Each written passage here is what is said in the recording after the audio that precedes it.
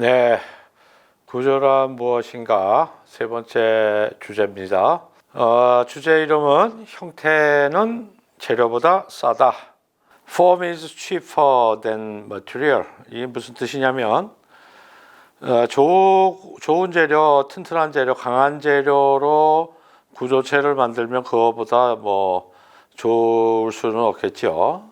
그러나 그거보다는 훨씬 싼 재료, 약한 재료를 가지고 튼튼한 구조를 만든다면 그건 더 현명하고 슬기로운 방법이겠죠.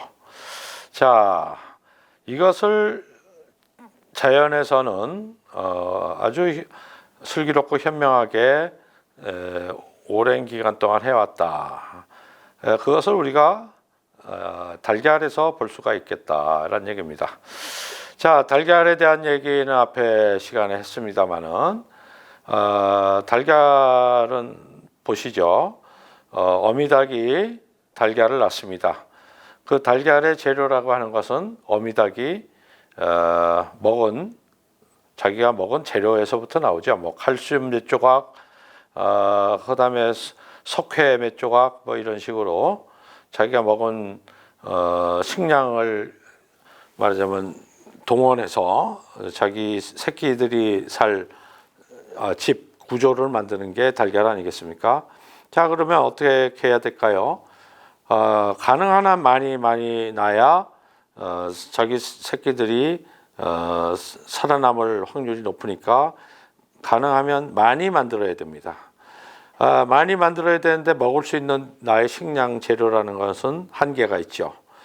그러니까 적은 재료, 그리고 먹는 재료라는 게 뭐 자기가 철을 먹겠습니까? 뭐 돌을 먹겠습니까? 결국 유기물질에다 무기물질 좀 먹는데 그러한 주어진 악조건을 가지고 최대한의 강한 구조를 만들고자 한다. 이럴 때 쓰는 것이 이제 형태의 전략인 것입니다. 밑에 그림을 보니까 달걀은 사람이 밟아도 안 깨질 정도로 저렇게 튼튼해요. 저런 식으로 달걀이 가지고 있는 형태의 전략이라는 것은 그 알 자체를 매끈한 소위 특이점이 없는 쉘 구조로 만들어서 약한 재료를 통해 강한 구조를 만드는 것이다 라는 얘기죠. 자, 이거를 이용해서 사람들도 액체 압력을 받는 탱크는 달걀처럼 매끈한 원통형으로 만들고 또 무거운 돌을 가지고도 저렇게 돔 같은 큰 대공간을 만듭니다. 자, 저렇게 큰 공간을 만들 때 쓸 수 있는 것은 역시 달걀이 갖고 있는 그런 쉘 구조를 사용해서 하는 방법이 되겠죠. 결국 약한 재료로 강한 구조를 얻기 위해서는 그거에 해당하는 형태를 취해야 한다라는 얘기입니다. 자, 벌집에 대해서도 같은 얘기를 할 수가 있습니다. 벌집은 뭘로 만들죠? 이것 역시 벌이 꿀을 얻으면서 동시에 꽃으로부터 얻는 밀랍이라는 재료를 가지고 벌집을 만듭니다. 자기가 그것을 벌이 자기가 삼켜가지고 자기 집에 와서는 그것을 다시 토해내서 꿀은 보관하고 밀랍을 갖고서는 벌집을 짓는 것이죠. 정말 온몸을 자기가 바쳐서 짓는 집입니다. 자, 거기도 달걀처럼 마찬가지로 똑같은 게 필요합니다. 재료는 적게 쓰면서 방은 제일 크게 만들고 그러는 전략이 필요하죠. 그것이 바로 벌집이 육각형이 되는 구조입니다. 자, 방을 나누는 방법은 위의 그림처럼 삼각형으로 만드는 방법이 있고 사각형으로 만드는 방법이 있고 뭐 육각형으로 만드는 방법이 있고 이렇겠죠. 자, 그런데 왜 벌집은 육각형을 채택했을까요? 그건 이유는 그렇죠. 지금 얘기한 대로 그 집을 이루고 있는 그 까만 선들이 최소화되면서도 방의 개수가 제일 많아지는 기하학 형태가 바로 육각형이기 때문입니다. 그래서 육각형이라고 하는 것은 벌집에서뿐만 아니라 많은 사물에서나 건축물에서도 볼 수가 있습니다. 그것이 가장 재료를 적게 쓰면서도 가장 큰 공간, 가장 넓은 구조를 얻을 수 있기 때문이죠. 자, 거북이 등이 육각형으로 있는 것도 마찬가지입니다. 거북이 등 자체를 최대한 얇게 만들면서도 그 육각형의 선 밑에는 리브라고 해갖고 어떤 줄기 같은 게 있는데 그 줄기의 선을 최소화하면서도 가장 강한 구조를 만들겠다라고 하니까 육각형으로 거북 등이 만들어지는 거죠. 자, 그걸 이용해서 육각형으로 돔을 만들다 보면 그 육각형으로 만들어진 돔이 구조체가 아주 가늘어지면서 효율적이고 튼튼한 돔이 되는 것입니다. 자, 이게 생명체가 그렇다라는 건 우리가 충분히 이해가 되는데 생명체가 아닌 것들도 이런 것을 보이는 것을 알 수가 있습니다. 논바닥이 갈라진다. 논바닥이 갈라질 때 저게 예컨대 갈라지는 선들 사이를 보면 정확하게 120도를 기준으로 해서 갈라집니다. 쉽게 얘기하면 논바닥이 갈라지는 것도 육각형을 기준으로 해서 갈라지는 것이죠. 그리고 식물의 엽록소 이것도 육각형의 방에 갇혀 있게 되는 것이고 기린의 무늬 그 다음에 잠자리 날개에 있는 패턴 이런 것들도 전부 다 육각형 구조가 되는 겁니다. 그 중에서도 제일 신기한 게 비누방울이죠. 비누방울이라고 하는 것은 정말 무생물체고 논바닥과 마찬가지로 어떤 진화를 하는 것도 아니고 그런데도 불구하고 정확하게 육각형으로 비누방울들이 만들어지는 것을 알 수 있습니다. 자, 왜 그럴까요? 이것은 소위 연력학 법칙 때문에 그렇습니다.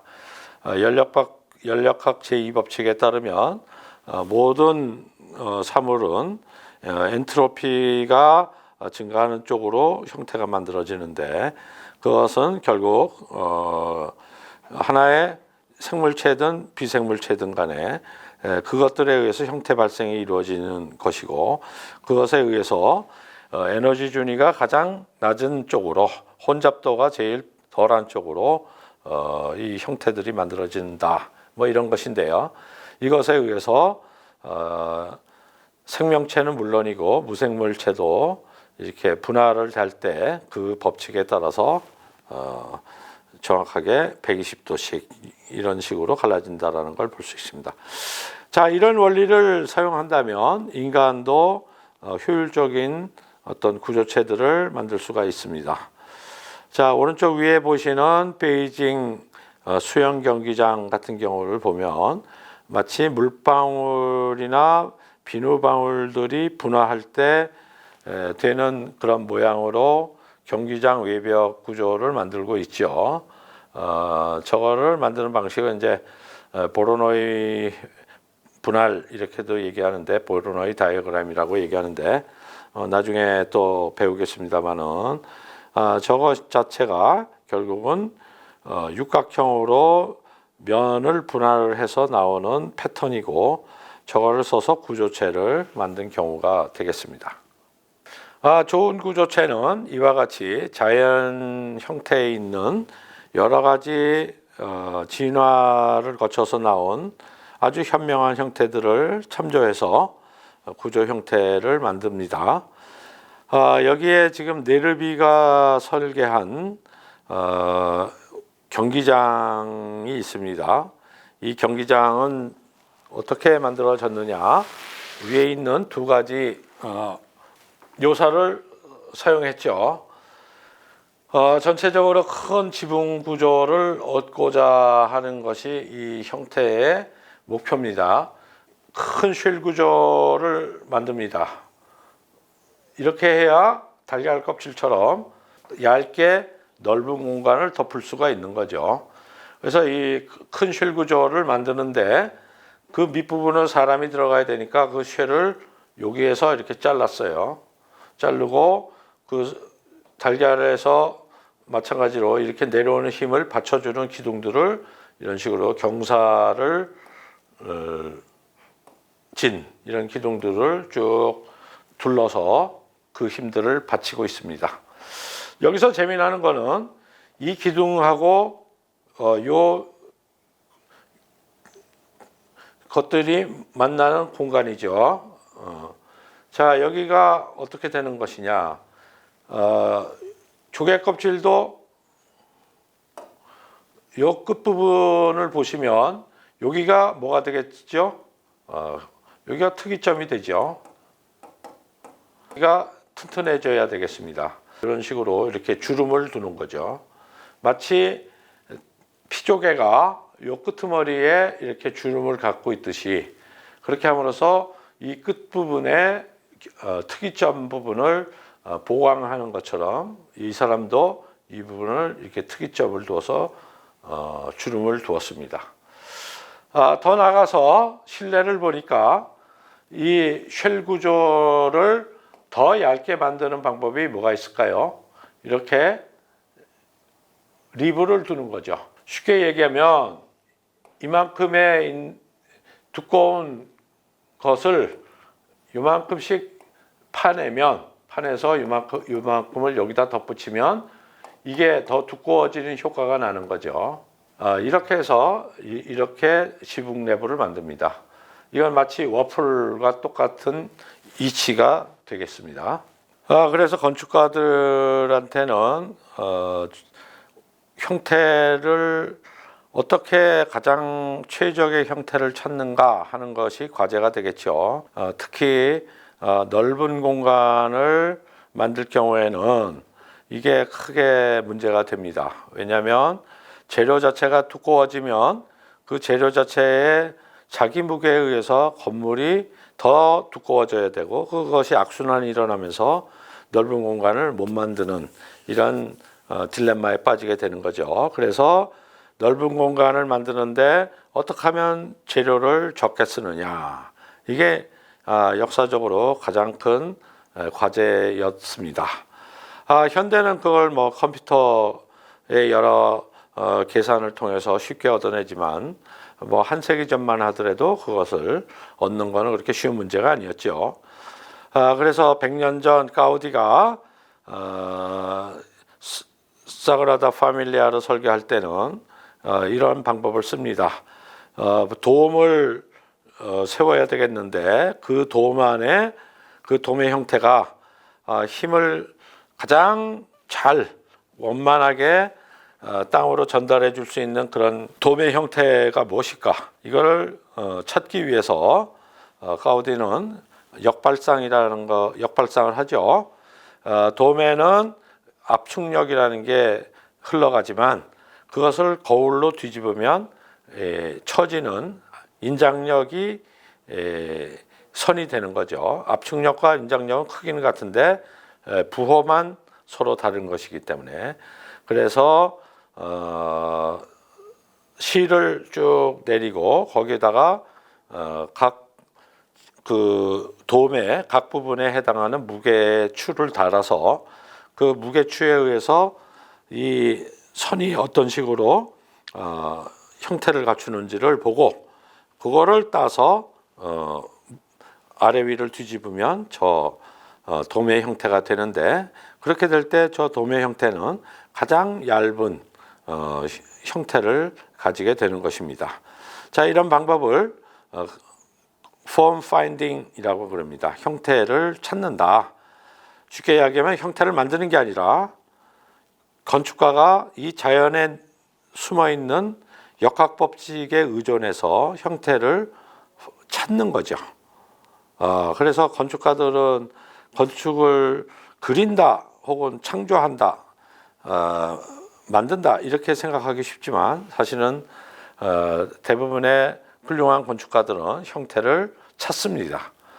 내재되어 있는 법칙을 통해 갖고 그것을 발견해내는 것이지 자기가 없던 것을 창조해내는다라는 이런 어떻게 보면 건방진 표현을 잘 안 씁니다. 20세기 중반에 공학자 프라이오토라는 분도 작년, 재작년에 프리츠커상을 수상하셨지만 이분도 이런 폼 파인딩을 통해서 자기의 형태를 만드는 사람입니다.